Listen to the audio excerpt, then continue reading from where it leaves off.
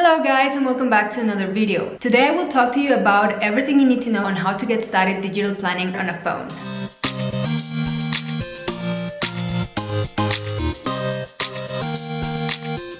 So first I'm going to talk about the things that you need in order to get started. So the first thing you're going to need is of course your smartphone.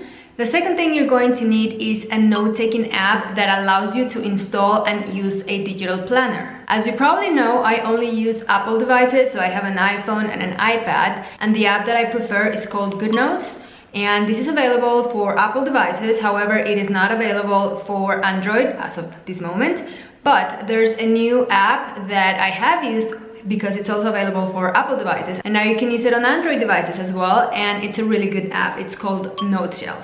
So even if you don't have an iPhone, you can still use a digital planner on your Android phone. The third and last thing you're going to need is of course a digital planner. If you don't know what a digital planner is, this is an interactive PDF file, and that is what you will install in the note-taking app on the device that you're using. A question that is asked often is whether you need to get a stylus to use with a planner on your phone, and the answer is no, because you can very easily use your pen tool. And the trick is to first flip your screen sideways and then zoom all the way in, and then you will be able to write. Another thing you can do with GoodNotes and some other note-taking apps to write is just use text boxes. That is so easy. You can just literally tap on the text icon here and then start typing. This is really fast, and then you make sure that your text is tidy and looks exactly the way you want. You can also install custom fonts and completely change the look of your words. One other thing I see is a common question is whether you can use a planner that is made for a bigger screen, so for an iPad, whether you can use that planner on the iPhone. And the answer is yes. Since the planners have the same format, so PDF, you can also import them on an iPhone. The difference, of course, is that it's going to look different on the screen. You can get away, and still make use of it, but of course it's better to have a planner that's formatted for phones. One other thing I am asked often is whether you can use the same planner on both devices or even on a computer if you have one. And the answer is yes, you can use and synchronize a planner across devices. And to do that, you have to make sure that you're logged into the same iCloud account on both devices, and then activate the iCloud option in GoodNotes. And to do that, you go back to your main library, you tap on your wrench icon here, go to Settings, iCloud Settings, and then you turn on Use iCloud. That will make your planner sync automatically, so whatever modifications I make on one device will automatically be reflected on the other, of course, as long as you are connected to a network. And how to choose between iPhone or iPad planner? I would go for the device that I use the most. As I said, they both work well on either device. However, as you can see, the screen looks different, right? So the iPhone planner looks best on the iPhone, of course, and the iPad planner looks best on the iPad. So if I'm using my iPad mostly, then I pick a planner for my iPad. But if you're gonna be using your planner mostly on your phone, then pick a planner that fits your phone best.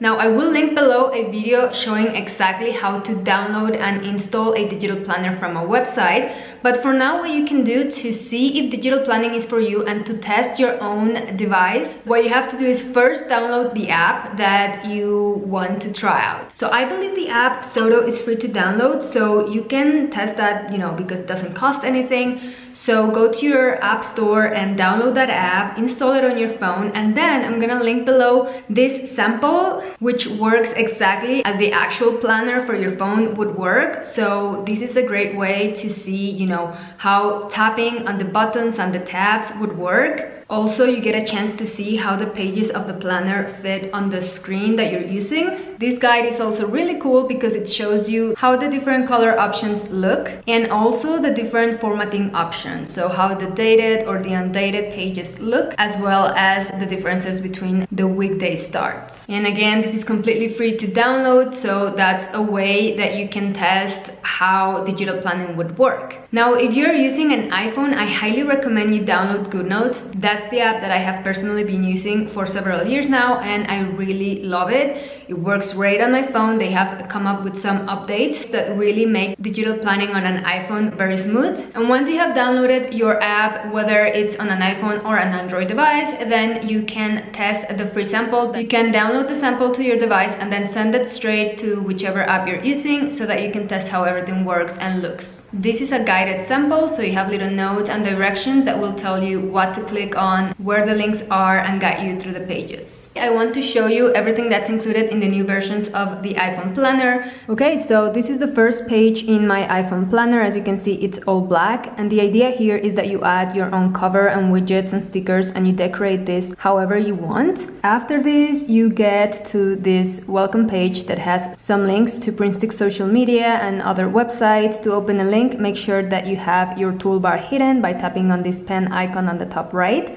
Then you tap on a link, you click on yes, and that will open the website. Then you get to your calendar page. Now here, if you are using a dated planner, you will get the calendar for whichever dates you chose. And this is actually going to be linked. So if I tap on November, it's going to open the month of November. And to go back to my calendar, I just tap on my calendar icon at the top here. If you get an undated planner, then this page will be completely blank and you will not have the links taking you to the months, but instead you will be able to download the current yearly calendar entirely free, so you can reuse the undated planners forever because you can just come back and update this calendar whenever you need it. Then you get this like semester at a glance page. I have coming videos showing you how I've been using my pages. What I did here is I created 2 copies of this page and I'm using it to keep track of birthdays. But you get 6 boxes, you can add whatever you want here. Then you get to your index page, and this page is very important because this is where you can label all of your tabs throughout the planner so you can have your own custom sections. Now, something that is also new in this planner is that you get extra sections here, and these are also customizable. You can enter the label of each section in this blank space provided, and when you tap on the button, then that page, which is completely blank, is going to open. To go back to my index, I click on where it says index. Now, the difference between these sections and these ones from here is that these ones are tabbed and linked throughout the planner, so no matter what page I'm on in the planner, when I tap on my purple tab, then I'm gonna be able to access this section.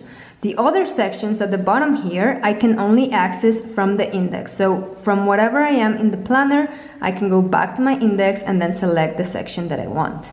After your index, you have your months and your weeks. This is what a monthly spread looks like. This is the dated version, which of course comes with the dates already. These dots on the left are linked to each of the weeks, so when I tap on one dot, that particular week will open. This is what a weekly spread looks like. You get these arrows that will allow you to navigate to the following or previous weeks. After all of your months and weeks, so let's go to the last week of December, which is actually the first week of January of the following year. After that, you get to your extras page, which you can also access by tapping on this button up here. And this is where you get access to your extra spreads and pages included in the planner. The first one will actually link back to this page that we saw already, so like your semester at a glance page. I'm gonna go back to the extras by tapping on where it says extras. Then you get a daily spread. There's only one copy of it, but you can always duplicate this and use it as many times as you want throughout the planner. I'm gonna go back, then you get a tracker page. This can be used to keep track of your habits. You would write down the habit here and then take the days that you did do that habit. Going back, then you get these 2 blank spreads, and the purpose of these blank weekly spreads is that, for example, if you purchase the planner right now and you want to use it right now, but the dates don't start until January of next year, then you can use these blank weekly spreads, enter your own dates, and start using it right now. Next, you have this page called This Month Currently, and this is a cool way of keeping track of what you're into this month. So you can add what you're reading, watching, listening, etc. this particular month. When you're done, you can make a copy of this page and then start a new one for the following month. Then you get an empty desk, which is basically an all blank page, and I've used this to keep, for example, my covers of my planners. You can keep your favorite widgets or stickers on these pages, and again, you can see how I've been using all of my pages in my following videos. This button that says links takes you back to this welcome page that has all the links to PrintStick social media and websites. And lastly, if you click on help, you'll jump back to your info page. That page is the one that contains the link and code that you will need in order to download the yearly calendar in case that you're using the undated planners. Now, some other buttons that you have here, you have this little flower icon, and that just opens a completely blank section. You can use this however you want. Another blank customizable section that you get. Then you get to your finance spread, just to keep track of some expenses or income. You have your meal planner, and this page is cool because now you get this little info button that if you tap on it, you get this recipe page.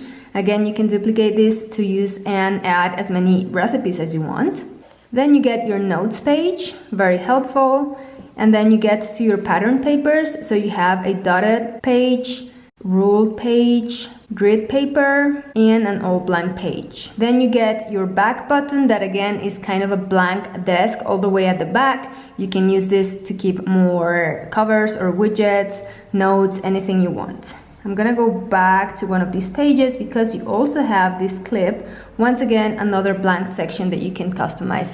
Okay, so that's it for this video. This is everything that's included in the new iPhone planners. I hope that you like them. If you like the video, please give it a thumbs up to let me know. And don't forget to subscribe if you haven't done yet, and click on that bell button so you know when the following video is out. If you have any questions, drop me a comment below. I'll get back to you as quick as I can. And let me know if there's something specific you'd like to see. I'm happy to make a video about it. Thank you so much for watching, guys, and I'll see you in my next video. Bye bye.